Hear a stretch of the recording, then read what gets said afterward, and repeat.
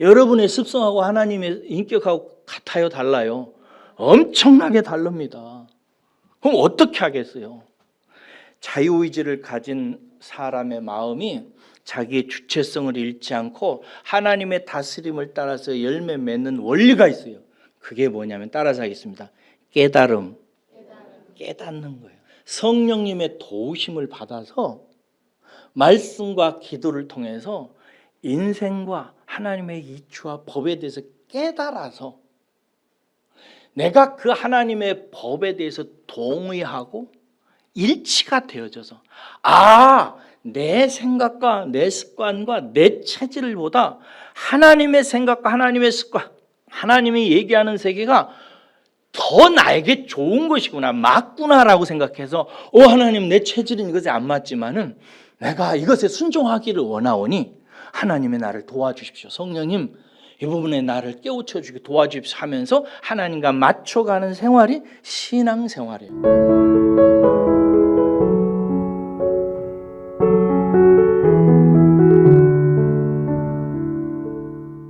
우리는 회개하고 천국을 선물로 받은 사람들입니다. 믿습니까? 다 천국을 받으셨습니까? 예. 그렇다면 하나 더 질문을 던질게요. 여러분들이 예수를 믿어서 하나님께 받은 천국을, 여러분들은 그 천국을 어디에 갖고 계십니까? 그 천국이 어디에 있습니까? 누가복음 17장에 보면은 바리새인들이 예수님께 나와 가지고 이렇게 묻습니다. 하나님의 나라는 어느 때에 임합니까? 여기서 하나님의 나라는 천국이라는 말과 동의어입니다. 천국은 어느 때에 임합니까? 라고 예수님께 묻자 예수님께서 이렇게 대답하십니다. 하나님의 나라는 볼 수 있게 임하는 것이 아니요, 또 여기 있다 저기 있다 하고도 하지 못하리니 하나님의 나라는 너희 안에 있느니라 라고 말씀하셨습니다. 여러분, 천국은 우리 안에, 우리 마음 안에 있습니다. 하나님께서 예수를 믿는 자에게 즉시 천국을 주셨고, 우리가 예수를 믿는다면 우리는 그 천국을 마음으로 받아서 가지고 있는 사람들입니다. 그런데 여러분, 내 마음 안에 있는 천국, 이것이 도대체 무슨 세계인지 그 이치를 분명하게 깨닫고 있는 성도가 그렇게 많지 않습니다.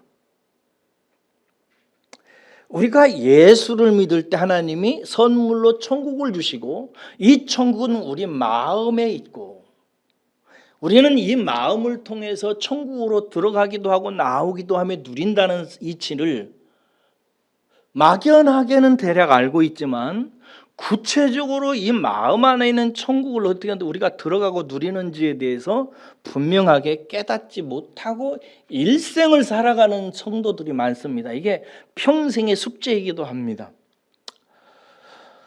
여러분, 먼저 이 말씀을 이제 우리가 깨닫기를 원하는데, 먼저 천국이라고 하는 말을 잘 이해하셔야 됩니다. 보통 천국이라면 우리가 죽어서 들어가게 되는 공간, 지역, 이렇게 개념을 갖고 있기 쉽습니다. 맞습니다. 우리가 이 세상 운명을 다하는 날 역사적으로 우리는 하나님께서 만드신 세계에서 살게 됩니다. 그런데 그 세계에 대한 개념이 중요합니다. 하나님의 나라, 천국이 도대체 무슨 뜻을 가지고 있느냐 하는 것입니다. 그래서 제가 이제 이 천국을 통치 개념이라고 이렇게 정확하게 여러분들에게 말씀을 여러 번 드렸는데, 쉬운 말로 말하면 하나님의 나라 천국은 하나님이 다스리심으로 말미암아 생겨나고 작동하는 세계입니다. 하나님이 다스리는 곳, 하나님이 다스리는 영역입니다. 하나님이 우리의 마음을 다스리면 우리의 마음이 하나님 나라의 천국이에요. 우리 가정을 하나님이 다스리시면 그 가정이 천국이에요. 믿습니까? 한국이라고 하는 나라를 만약에 하나님께서 다스리면 한국이 하나님 나라인 것입니다. 이런 뜻을 갖고 있어요. 그 다음에 하나님의 나라를 받은 마음을 이해하는 것이 중요해요. 마음은 뭐냐면 따라서 하겠습니다. 인격의 주인. 인격의 주체입니다. 주인이. 인격은 뭐냐면은 마음의 기능을 말하는 거예요. 인격이. 마음은 인격적으로 존재하고 작동해요. 무슨 말이냐면 우리는 마음으로 생각을 합니다. 지성에. 마음으로 경험하고 생각하는 것에 대해 느낌을 받아요. 그래서 어떤 것은 미워하고 어떤 것은 사랑합니다. 이게 feeling, 느낌의 세계예요. 이렇게 어떤 것은 미워하고 어떤 것은 사랑하게 되면 미워하는 것은 버리고 사랑하고 좋아하는 것은 의지적으로 취해서 행동합니다. 이건 이제 의지라고 그래요. 우리는 이렇게 지성과 감성과 의지를 가지고 나와 외부 세계에 대해서 지성적으로 알고 지성적으로 안 거에 대해서 미워하고 사랑하게 됩니다. 미워한 것은 버리고 사랑한 것, 좋아하는 것은 취해서 행동으로 얘기해요. 이렇게 지성과 감성과 의지를 가지고 사는 활동을 인격적 활동이라고 하고, 이 인격적 활동을 지배하고 다스리는 주인이 뭐냐면 마음인 것입니다. 마음이 좋아하면 하는 것이고 마음이 그렇게 판단하면 사랑하기도 하고 미워하기도 하는 것입니다. 그래서 이 주체적인 나의 인격적인 삶을 지배하고 주인으로서 행사하는 것은 그게 마음인 것입니다. 그런데 여러분, 우리의 마음에 하나님께서 성령의 능력으로 천국을 주셨다는 것입니다. 이게 무슨 뜻인가? 여러분, 우리의 마음은요 주인입니다. 우리예요. 그래서 생각하는 것, 느끼는 것, 내가 행동하는 건 아무도 간섭할 수 없습니다. 이 인격적인 마음의 행위의 정체를 뭐냐면 자유라고 합니다. 하나님이 우리에게 자유를 주셨어요. 이 자유는 누구도 뺏을 수 없어요. 내 마음대로 생각하는 건데.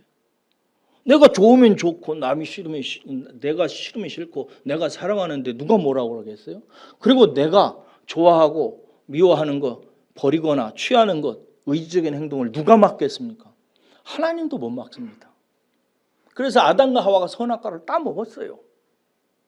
하나님도 우리의 마음의 행위를 막지 않으세요. 못 막아요. 만약에 여러분들이 나 오늘 도둑질 좀 해야 되겠다 생각하면 하나님이 막으실 것 같아요? 특별한 경우가 없는 한은 하나님 안 막으십니다.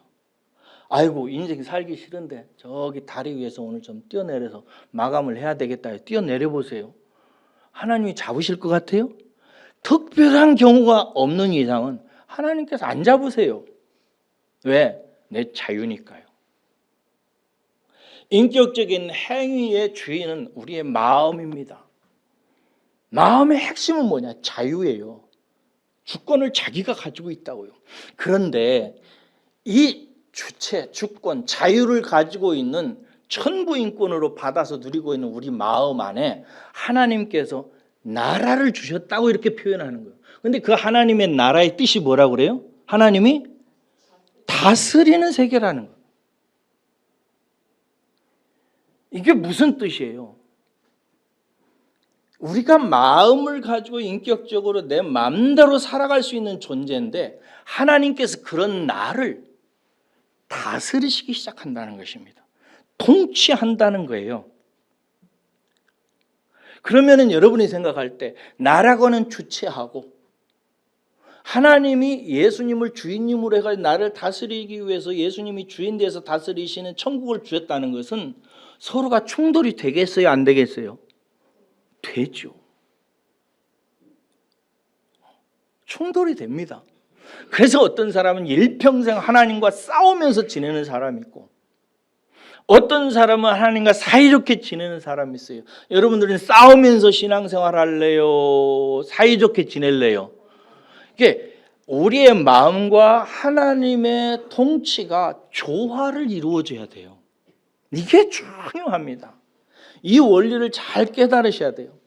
하나님은 예수님을 우리의 주인님으로 보내셔서 당신의 나라로서 우리의 마음을 통치하고 다스리세요. 그런데 하나님은 특별한 일이 없는 이상, 이건 나중에 따로 다루어야 되는데 아주 특별한 일이 없는 이상 하나님은 우리의 천부인권 자유를 빼앗지 않습니다. 아무리 예수 믿는 사람이라도 나는 죄 지을래. 나는 주일날 예배 안 나올래. 나는 말씀 안 볼래. 나는 기도 안 할 거야. 나는 그냥 도둑질하면서 할 거야.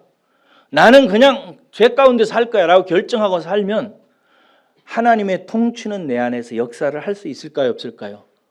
없어요. 이게 신비해요. 그러므로 여러분, 마음의 주체성, 자유의지를 잃지 않으면서 하나님의 다스림을 따라 사는 원리를 배워야 돼요. 이게 이제 신앙의 핵심이에요. 나의 주체성을 잃지 않으면서 하나님의 다스림을 따라서 사는 것, 나와 하나님이 인격적으로 하나로 작동하는 원리, 이게 뭘까요? 퀴즈. 어떤 사람이 그렇게 살까요? 생각하셔야 돼요. 내가 마음대로 살 수 있잖아요. 이거 천부인권이에요. 하나님 못 뺏어요. 하나님은 그렇게 해놓고 뺏으면 되겠어요? 우리는 자유의지를 갖고 있다고요. 근데 그런 자유의지를 가진 우리의 마음 안에 주인에게 또 다른 주인을 보내서 예수님을. 그 예수님이 다스려요. 그러면 예수님하고 나하고 충돌이 될 수 있어요. 의견이 다를 수 있잖아요. 내 습관도 다르고. 우리가 기가 엄청나게 많이 신앙생활 하면서 부딪히는 문제잖아요. 내가 원하는 거다 하나님 원하고 같아요, 달라요? 굉장히 많이 다릅니다. 여러분의 습성하고 하나님의 인격하고 같아요, 달라요? 엄청나게 다릅니다. 그러면은 여러분들이 하나님 무시하고 여러분의 자유의지를 따라서 그냥 여러분의 습성과 생각과 가치와 판단과 그냥 생각으로 그냥 살아버리면 되겠어요, 안 되겠어요? 그러면 이제 망하는 거예요. 여기 본문 말씀에 보면 하나님 나라에 못 들어가요. 그 하나님의 통치의 세계를 경험하지 못한다 이 말이에요. 그럼 어떻게 하겠어요? 자유의지를 가진 사람의 마음이 자기의 주체성을 잃지 않고 하나님의 다스림을 따라서 열매 맺는 원리가 있어요. 그게 뭐냐면 따라서 하겠습니다. 깨달음. 깨닫는 거예요. 내가 성령님의 도우심을 받아서 말씀과 기도를 통해서 인생과 하나님의 이치와 법에 대해서 깨달아서 내가 그 하나님의 법에 대해서 동의하고 일치가 되어져서 내 생각과 내 습관과 내 체질보다 하나님의 생각과 하나님의 습관, 하나님이 얘기하는 세계가 더 나에게 좋은 것이구나, 맞구나라고 생각해서 주님 맞습니다. 나 그렇게 하겠습니다.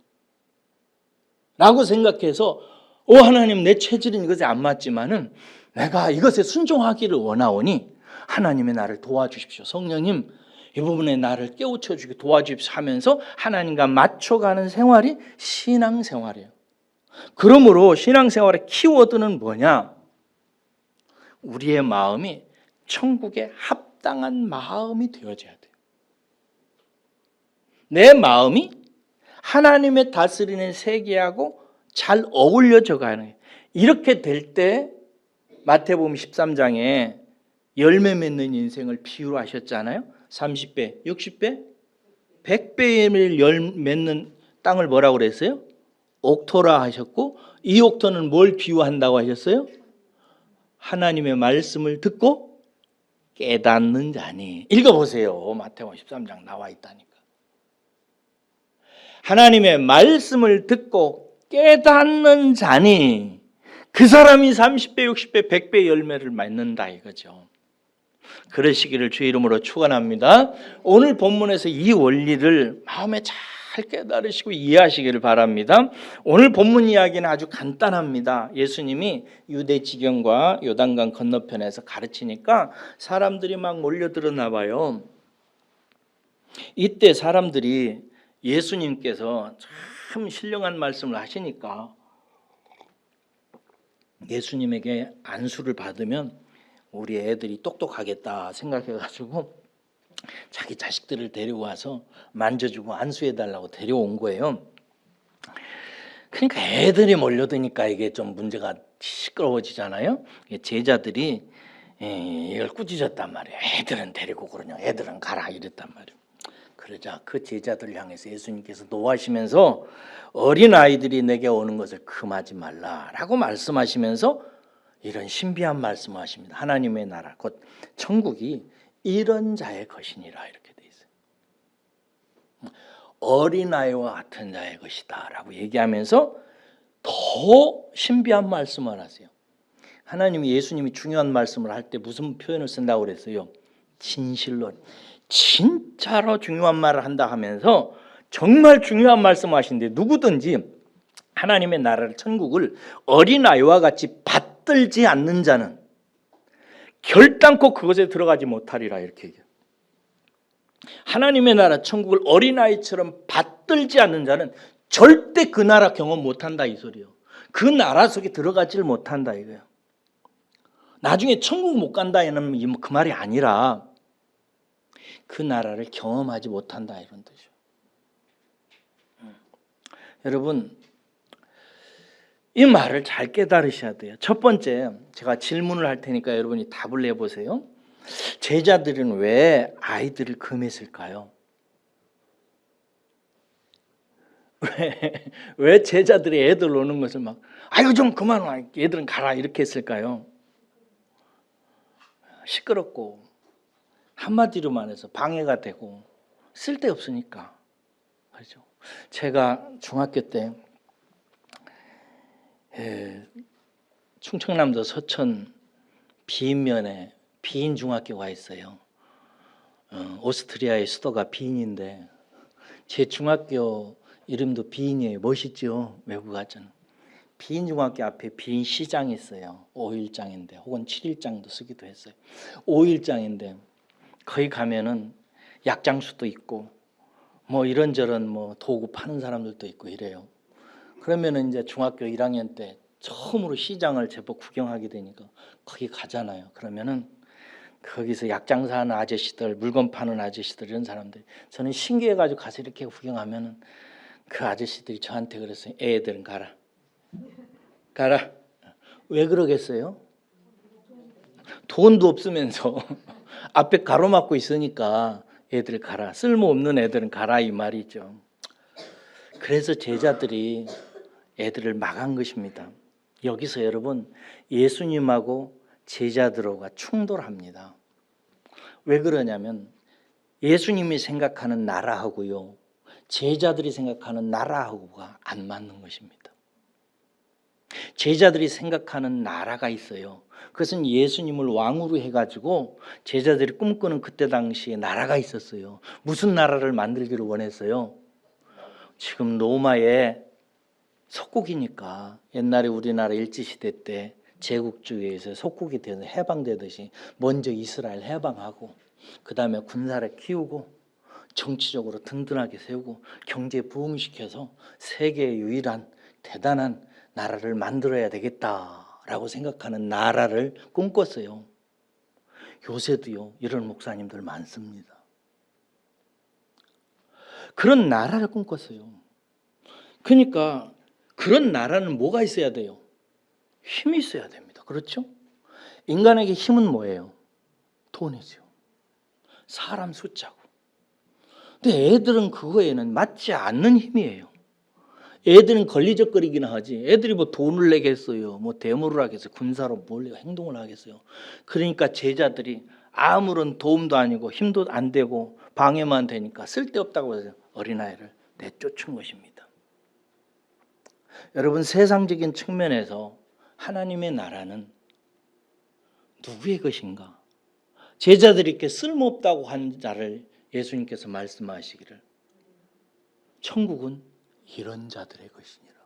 천국은 이런 사람들이 차지한단다 라고 말씀하셔요. 그러니까 하나님의 나라는 쓸모 있는 사람이 차지한다, 쓸모 없는 사람이 차지한다. 좀 말하기가 좀 그렇죠. 하나님의 나라는 세상적인 볼 때는 쓸모 없는 자, 성경적인 용어로 자격 없는 자. 하나님의 나라는 은혜로 받는 거예요. 할렐루야. 은혜를 내가 설명할 때 자격 없는 자에게 주신 하나님의 호의라고 그랬어요. 하나님은 호의를 갖고 있어요.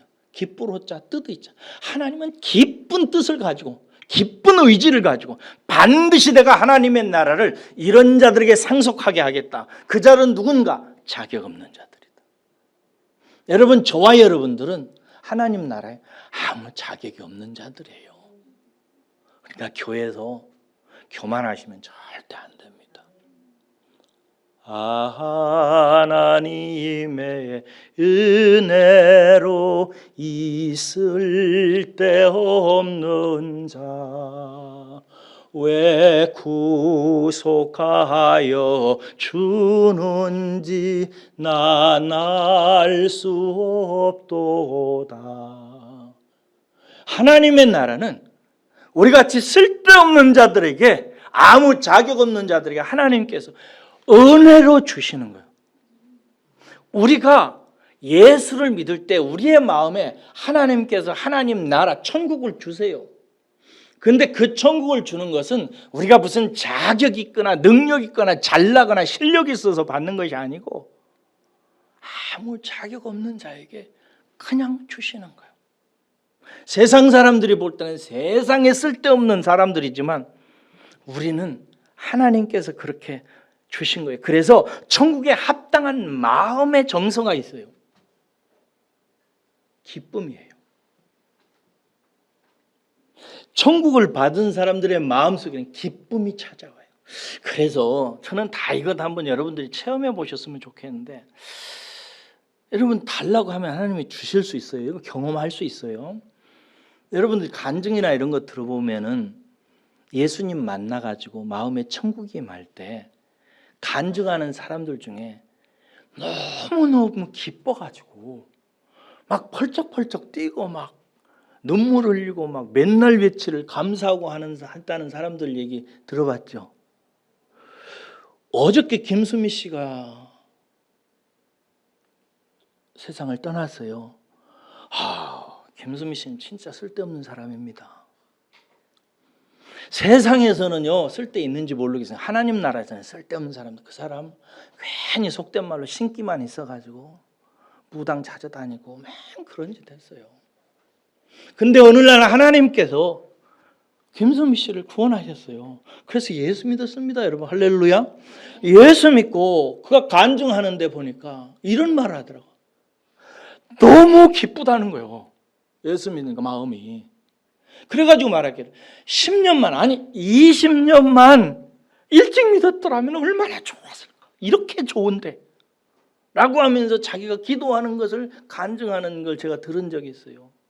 김혜자 씨 아시죠? 옛날에 전원일 때 김수미 씨는 누구 엄마였더라? 일용이 엄마였고 김혜자 씨는 최불암 씨 아내로 이렇게 나왔잖아요. 김혜자 씨가 참 신앙이 아름다운 분입니다. 본받으시기를 바랍니다. 진짜 아름다운 분이에요. 근데 그분이 수미야 너는 교회 다녀야 된다. 예수 믿어야 된다. 그렇게 권했대요. 근데 들을 때마다 김수미 씨 표현이 뭐냐면 쓸데없는 소리를 한다고. 귀신 신나라 까먹는 소리 한다고. 안 들었대요. 근데 나중에 하나님께서 찾아오신 거예요. 할렐루야. 그냥 찾아오셨어요. 은혜로. 그 쓸데없는 인간에게. 그 구원하니까 김수미 씨 마음이 그렇게 기쁘더랍니다. 저도 그랬거든요. 예수님 만나고 한 달 동안 그냥 눈에서 눈물이 가신 적이 없어요. 그렇게 기뻐요. 여러분 한번 오늘 드리는 제 말씀대로 한번 해보세요. 하나님께서 기쁨을 주실 줄로 믿습니다. 그렇게 기뻐요. 하나님의 나라를 받는 사람의 합당한 마음의 정서는 첫째 기쁨이에요. 두 번째는 감사합니다. 감사하지요. 나같이 쓸데없는 인생에게 예수 믿어서 하나님의 아들과 딸이 되는 은혜를 주셨으니 하나님 감사합니다. 일평생 제 인생은 하나님께 감사하며 살겠습니다라고 고백하기에 뭐가 부족함이 있어요. 저는 여러분들이 하나님의 나라를 이제 곧 뒤에서 가르치는 대로 하셔서 하나님의 나라에 들어가 보셔서 그 나라를 경험해 보셔서 기뻐하시고 그 다음에 일평생 감사하며 사시기를 주의 이름으로 축복합니다. 세 번째는 찬양하는 마음이에요. 찬양합니다. 그저 하나님께서 내 입술에 찬송을 붙여주셔서 늘 찬송하며 사는 것입니다. 이것이 하나님 나라를 받은 사람에게서 나타나는 마음의 자연스러운 정서예요. 첫 번째 뭐라고요? 기쁨이고, 두 번째 뭐라고요? 감사하고, 세 번째 뭐라고요? 찬양하는 거예요. 이것으로 우리의 거의 모든 하나님께 주신 은혜에 대한 보답으로 충분합니다. 내가 기뻐할 때 하나님이 저와 기뻐하세요. 내가 감사할 때 하나님께서 기뻐하십니다. 내가 찬송할 때 하나님께서 영광을 받으세요. 이것 못할 사람이 어디 있겠어요? 근데 왜 어떤 사람은 하고 어떤 사람은 못하느냐? 그 나라에 들어가 본 적이 없는 거예요. 그 나라를 경험을 못 해봐서 가끔 이게 차별인가? 어떤 사람에게는 그런 은혜를 주세요. 그래서 어떤 사람은 막 제가 잊을 수 없는 것이 저기 기도원에서 연합집회 하는데 우리 교인들 데리고 들어갔는데 다 들었거든요. 그런데 김은숙 집사님 어머님인 명신자 권사님이 말씀을 듣고 나서 함께 찬송하는데 앞에 나가서 막 이러면서 춤 사위도 막 나보다 훨씬 더 나아. 막 이러면서 막 춤추고 돌아다니셔. 좋아가지고. 그분이 돈이 있어. 건강하기를 해. 그런데 기쁜 거요. 감사한 거요. 그러니까 찬송하고 같이 하면서 그렇게 즐거워하는 거예요. 하나님이 그것으로 충분히 영광 받으십니다. 할렐루야. 그런 거예요. 자, 그러므로 우리의 마음이 그런 정서와 증상이 나타나려면은 우리의 마음에 이제 이게 중요한 건데 어떻게 하나님의 나라에 들어갈 수 있는가 하는 문제입니다. 여러분 들어가서 경험해 보고 싶으세요? 안 그러고 싶으세요? 에? 어린애 같은 질문이니까 대답도 안 하네. 어린애처럼 해보세요. 하나님의 나라에 들어가고 싶으시죠? 그렇죠? 그 비결이 있어요. 이게 중요한데 15절에서 제가 발견한 거죠. 여러분들도 발견하세요. 만약에 이것에 합당치 않으면 결단코 그것에 들어가지 못한다고 하셨어요. 15절 함께 읽겠습니다. 시작. 내가 진실로 너희에게 이르노니 누구든지 하나님의 나라를 어린아이와 같이 받들지 않는 자는 결단코 그곳에 들어가지 못하리라 하시고, 우리는 예수 믿으면 천국 갑니다. 믿거나 나중에 죽으면. 그렇죠? 그러니까 이 본문은 천국 가느냐 안 가느냐 이 문제가 아니고 들어간다고 표현을 하는 거야. 그 나라에 들어가서 경험하는 세계를 말하는 거예요. 그런데 천국에 합당한 마음, 천국을 경험하는 합당한 마음이 여기 뭐라고 되어 있어요? 발견하셨어요? 하나님의 나라를 어린아이와 같이 뭐 하는 자? 받는다가 아니라 받든다. 이렇게. 받든다 이 말이에요. 이 받든다라고 하는 말을 이해하셔야 돼요. 정확히 아셔야 됩니다. 받든다라고 하는 이 말의 헬라어는요. 덱세이타이, 발음이 어렵죠? 덱세이타이 이래요. 받든다라는 말인데 이 덱세이타이라는 이 말은 네 가지 점층적 뜻을 갖고 있어요. 점층이란 말은 차츰 뜻이 확장되고 움직인다는 뜻이에요. 첫째는 무슨 뜻이냐면요, 환영한다는 뜻이에요. 환영한다. 두 번째는 의지적으로 받아들인다, 취한다는 뜻이에요. 세 번째는 뭐냐면 참고 견딘다는 뜻이에요. 네 번째는 뭐냐면 찬송한다는 뜻이에요. 즐거워서, 기뻐서. 첫 번째 무슨 뜻이라고요? 이건 진짜 중요한 거니까 외우셔야 돼. 덱세이타이. 첫 번째 뜻이 뭐라고요? 환영하는 거예요. 하나님의 나라를 환영해야 돼요. 두 번째는 뭐라고요? 받아들이는, 의지적으로 움켜쥐는 거예요. 받아들인다. 세 번째는 참고 견딘다, 인내한다는 거예요. 네 번째는 찬양한다, 찬송한다. 이거. 여러분, 천국은 하나님의 통치예요. 하나님께서 다스림으로 말미암아 생겨서 작동하는 세계가 천국이고 하나님 나라예요. 이것은 어디에서 작동되느냐면 우리의 마음속에서 다스려요. 하나님이 다스림으로 말미암아 우리 마음에서 일어나는 현상이에요. 하나님의 나라의 천국은. 근데 여기서 받들다, 덱세이타이라는 이 말은 이러한 세계를, 하나님이 내 마음을 다스리는 세계를 선물로 주실 때 첫 번째로 이 하나님의 새로운 질서를 환영해야 돼요. 정말로 환영해야 돼요. 여러분, 이게 환영하기가 쉽지 않은 사람이 많습니다. 여러분, 하나님께서 우리의 마음을 예수님을 주인님으로 보내가지고 통치하시겠다라고 하셨을 때, 주님, 정말 감사합니다. 정말 다행입니다. 주님 감사합니다. 라고 말하는 사람이 있고, 나는 내 마음대로 하고 싶은데, 내 뜻대로 하고 싶은데, 평생을 주님을 움직이려고 하는 사람이 있어요.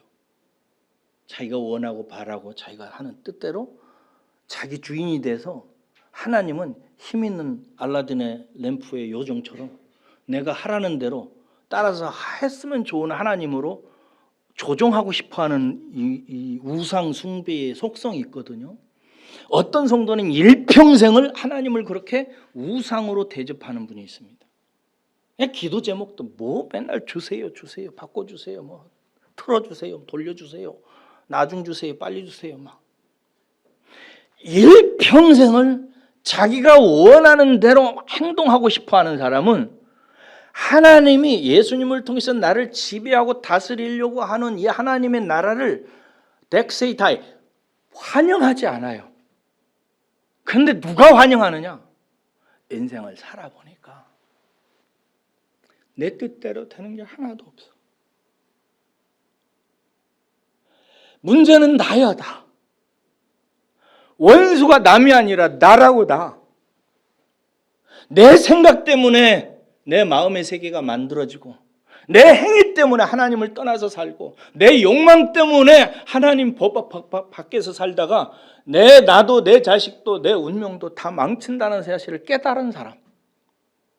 아담과 하와가 타락해서 선악과를 먹음으로 말미암아 그 죄의 DNA가 내 속의 역사에서 나는 행복해지고 싶고, 나는 성공하고 싶고, 나는 하나님의 뜻대로 살고 싶으나, 그러나 죄에 쩌들은 죄 짱아찐 내가 그렇게 되지 못해서 너무나 내 자신이 문제라는 사실을 깨달은 사람, 죄 짱아찜을 절감한 사람, 나로서는 하나님의 뜻에 순종할 수 없다는 사실을 절감한 사람, 이 사람이 내가 내 아들 예수를 내 인생의 주인으로 보내서 성령의 능력으로 너를 가르치고 깨닫게 해서 30배, 60배, 100배의 열매를 맺는 천국의 사람으로 바꿔줄게 하면서 내 천국을 너에게 준다 하면은, 이 사람은 나의 하나님 감사합니다, 내가 이제 살 길이 열렸습니다 하고 환영하는 덱세이타이, 이게 받드는 거예요. 그 다음에 덱세이타이 두 번째 단어의 뜻은 뭐라고 그랬어요? 의지적으로 붙든다, 받아들인다, 영접한다, 이런 뜻이죠. 이 사람은 이 하나님의 아들 예수 그리스도를 통해서 성령의 역사로 말미암아 나를 인도하고 가르치려고 오시는 예수님을 인생의 주인님으로 바짝 붙들어요. 이걸 이제 성경적으로 영접한다 이런다. 정말 예수님을 내 인생의 주님으로 영접해드리고 꼭 껴안는 거예요. 이게 받들다의 두 번째 뜻이에요. 세 번째는, 그 주님과 살면 갈등이 있을까요, 없을까요? 있어요. 그러니까 덱세이타이는 무슨 뜻을 세 번째 갖고 있다고 그랬어요? 참고 견뎌, 인내해야 돼요. 인내하는 것이 신앙생활에 너무나 중요합니다. 잘 안 되는 것 같아도, 쓰러지고 넘어져도, 하나님께서 인도하는 것이 맞지 않는 것 같아도 인내하는 거예요. 그래서 하나님과 동행하는 가장 중요한 수단인 두 가지 말씀과 기도 생활에 있어서 제일 중요한 것은 인내하는 것입니다. 인내하며 말씀 보고 인내하며 기도하는 것입니다. 이 사람이 어디로 들어간다? 천국을 들어가요. 하나님의 다스림, 하나님의 통치의 맛을 보기 시작하는 거예요. 어느 정도 말씀을 보다 보면 깨닫기 시작합니다. 믿음이 와요. 그러면 기도하고 구합니다. 하나님께서 응답하십니다. 응답 떨어져 봐요. 얼마나 기쁜가. 저는 젊었을 때 사과 없어가지고 짜증나가지고 하나님 좀 사과 좀 먹게 해주세요. 그때 그날 오후에 우리 아버지 보고 지게 가져오라 해가지고 사과 도매하는 집사님이 오라 가지고 아버지 지게로 사과 몇 박스를 막 지고 왔더라고요. 그 밤에 여러분 사과를 실컷 먹고 잠을 자는 제 마음을 생각해 보세요. 하나님이 내 기도 들으시네. 하나님의 통치, 하나님의 응답, 하나님의 인도하심, 하나님의 만져주심이 느껴지고 체험되어지면서 내 속에 뭐가 나오기 시작할까요? 찬양, 덱세이타이 네 번째, 하나님을 찬양하기 시작해요. 이 사람이 이렇게 어린아이처럼 하나님의 통치, 다스리심을 정말 다행입니다. 이건 정말 은혜입니다, 아버지. 하나님께서 나같이 무식하고 모질하고 엉망진창인 인생을 인도하시고 깨우쳐 주셔서 성령님으로 예수 그리스도를 통해서 말씀과 기도 가운데 살게 하셔서 나를 인도해 주시겠다고 선물을 주시니 아버지 하나님 너무 감사합니다. 할렐루야. 나 이거 놓지 않겠습니다 하고 붙드는 사람. 그리고 살아가면서 때때로 내 뜻과 다를지라도 하나님의 무슨 뜻이 있겠지. 하나님이 더 좋은 것을 주시려고 그러겠지 하고 하나님의 응답이 일 때까지 기다리며 말씀을 인내하고 보고 기도를 인내하면서 사는 사람이 하나님의 나라에 들어가기 시작해요. 그래서 반드시 말씀 보고 기도하는 사람은 하나님의 나라를 체험합니다. 믿으시기를 주의 이름으로 축원합니다. 하나님의 나라를 체험하는 사람은 말씀 보고 기도하는 사람들입니다. 여러분 말씀 보는 사람은 그렇게 많지 않기 때문에 기도하면서 간증한 사람들 많이 들어보셨을 것입니다. 기도 깊이 하는 사람들은 굉장히 많은 것을 경험합니다. 세상이 보지 못하는 것을 본다고요. 기도해 보세요. 그걸 보는 사람들은 마음에서 찬양이 나와요. 할렐루야. 세상은 다 지나가고 하나님께 사랑받은 내 인생으로 인해서 하나님께 감사하고 그러는 거예요. 여러분 성도가 이렇게 자기 주권을 가진 마음의 주체성을 가진 성도가 성경적으로 말하면 신부예요. 자기의 주인으로 예수님이라는 신랑을 모셔가지고 함께 결혼을 해서 사는 것이 신앙생활인데 이것은 세상 결혼과 비슷해요. 비유가 되어집니다. 거의 같아요. 우리가 그 결혼 생활을 통해서 행복을 누리고 그 나라를 경험하려면 먼저 상대방을 기뻐해야 됩니다. 그렇죠? 상대방을 환영하고 난 너와 함께 사는 거 좋아. 나 너하고 일평생 살래. 나 너 없이는 못 살아. 그리고 그 남자 그 여자를 만난 일에 대해서 즐거워하면서 그 여자를 꼭 껴안아요? 안 껴안아요? 뭐 육체적인 얘기가 아니라 온 마음을 다하여 남자는 여자를 여자는 남자를 영혼의 품에 끌어안습니다. 나 당신 절대 놓치지 않을 거야. 당신과 나 일평생 살 거야. 끌어안습니다. 텍세타이 두 번째 뜻. 근데 그렇게 살면 어려운 일이 있어요 없어요? 없습니다. 지지고 볶고 마음이 안 맞고 뜻이 안 맞아서 다투고 아웅다웅해요. 그러니까 어떻게 해야 돼요? 인내해야 돼요. 참고 견딥니다. 그러면서 서로의 사이를 알아서 부부된 일치를 이루어가면서 인생의 기쁨을 누린다. 야, 정말 이 사람 나하고 하나구나. 너는 나와 하나야. 너는 나와 짝이야. 하나님이 너를 내 배필로 주셨어 라고 생각하면 기뻐하며 그 사람 손잡고 하나님께 감사하고 이게 인생의 행복이야. 뭐 딴 게 있어? 라고 하면서 기쁘게 살아가는 것과 똑같아요. 똑같아요. 사랑하는 여러분, 여러분에게 묻고 싶어요. 여러분은 여러분의 마음에 하나님 나라를 주셨는데 하나님의 그 선물이 정말 환영할 만한 기쁜 소식이에요, 아니에요? 벌써 이렇게 말들이 시부리 이러잖아. 왜 그러냐면 아직 초상을 덜 치러봐서, 아직 인생을 몰라서, 내가 얼마나 나의 원수인지. 따라서 하겠습니다. 나의 원수는, 크게 하세요, 나의 원수는 바로 나다. 이놈 잡아야 된다. 그래요. 나가 원수요. 다른 게 아니요.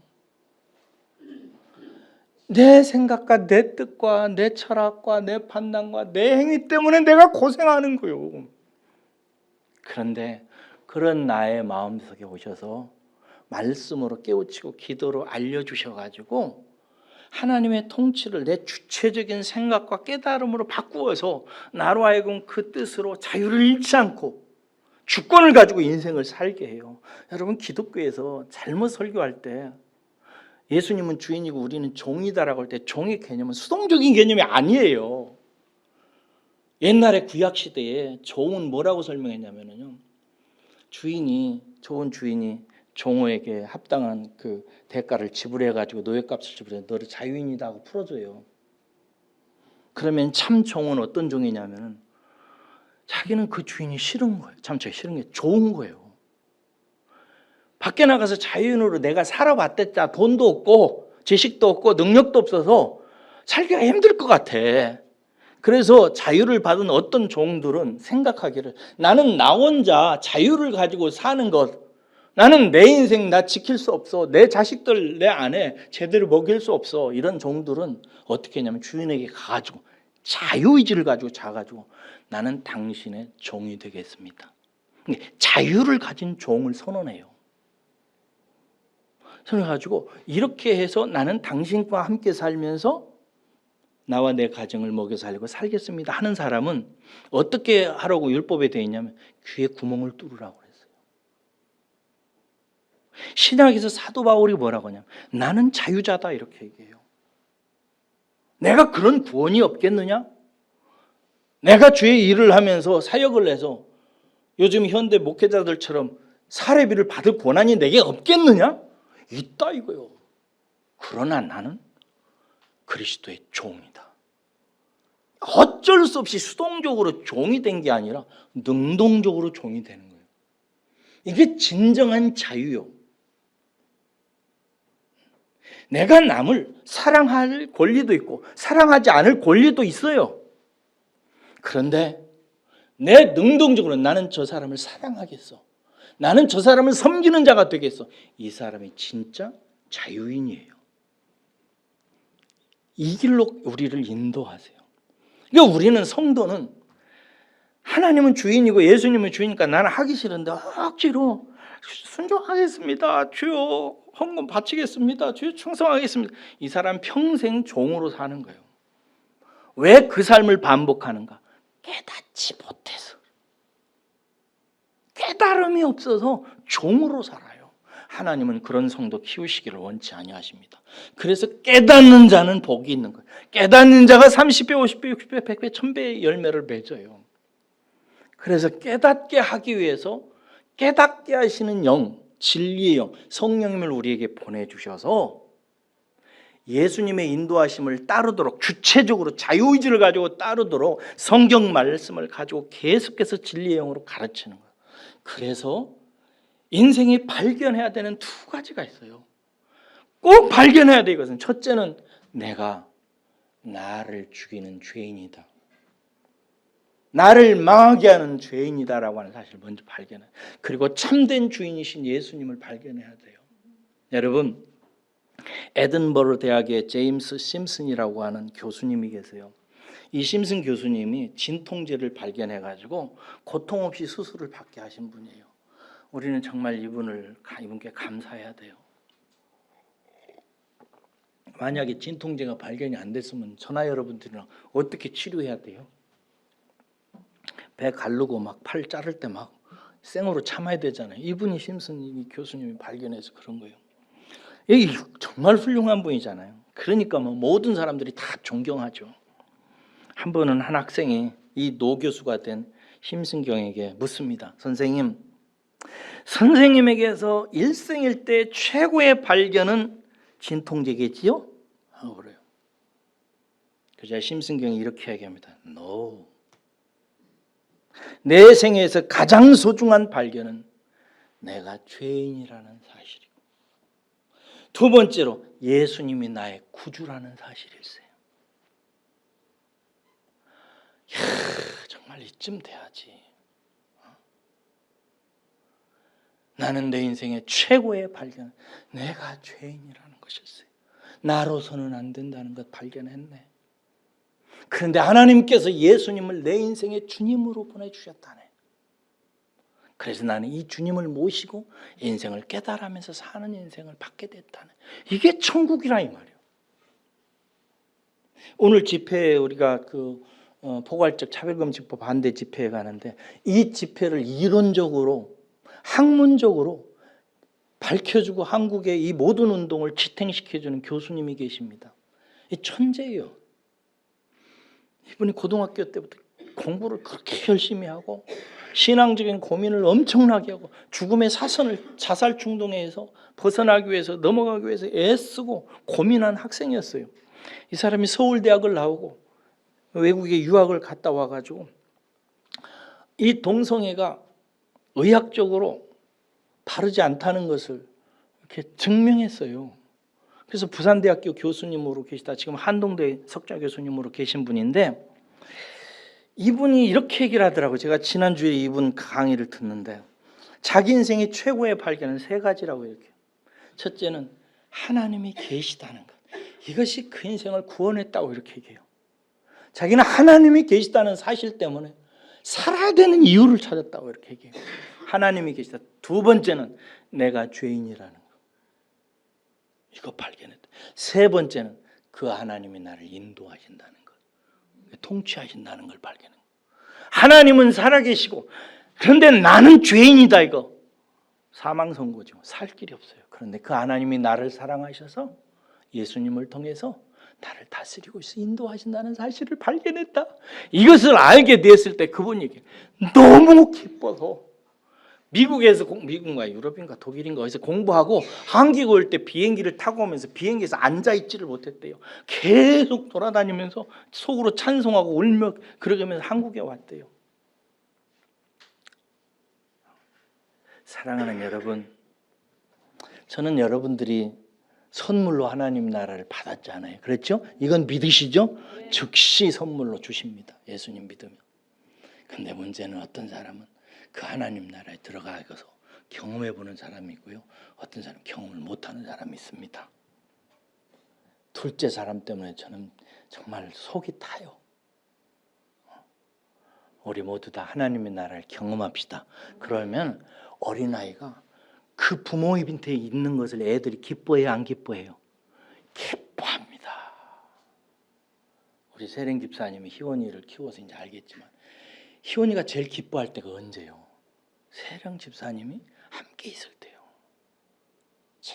그리고 세령 집사님 곁을 안 떠나려고 할 거라고. 붙들어요, 어린아이가. 나는 어떤 세상의 구경거리보다 어떤 다른 것보다 내 엄마 아빠와 함께 있는 게 최고야. 안 놓을 거야. 함께 있을 거야. 라고 할 거라고. 근데 함께 있으면 싸워요, 안 싸워요? 티격티격 세우고 삽니다. 그러면서 인생을 배워요. 그리고 나중에 이제 희원이가 커서 우리 엄마는 내 인생의 최고의 보물이었어. 엄마를 노래하고 엄마를 사랑하고 나중에 엄마가 돌아가시면은 나중에 돌아가신 엄마 생각하면서 늘 그리워하고 그렇게 살 거예요. 그게 신앙생활이요. 기도하겠습니다.